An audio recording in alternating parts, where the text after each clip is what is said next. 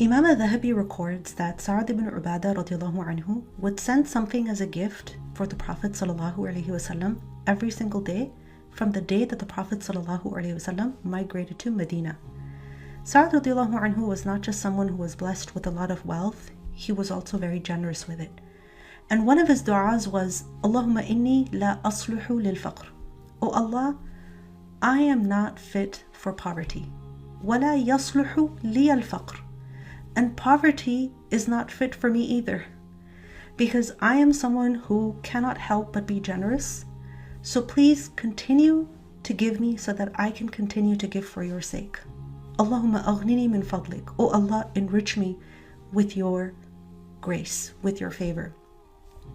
Sa'ad radiallahu anhu would ask Allah subhanahu wa ta'ala for increase in wealth, not so that he could live his life in a very extravagant way. He prayed for increase in wealth so that he could continue to give for the sake of Allah subhanahu wa ta'ala.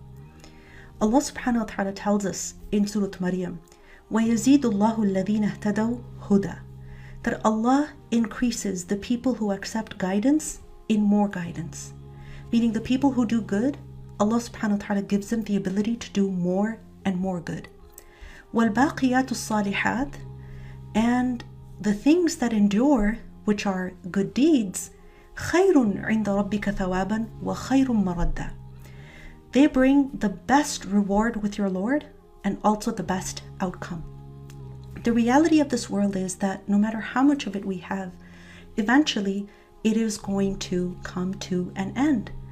But the good things that we do with the gifts, with the blessings that Allah subhanahu wa ta'ala gives us, they will last an eternity. The things of this world will come to an end, but the good deeds we do will live on for eternity. Sa'ad radiallahu anhu understood that, which is why he asked Allah subhanahu wa ta'ala for more and more wealth, and he consistently gave in the way of Allah subhanahu wa ta'ala as well.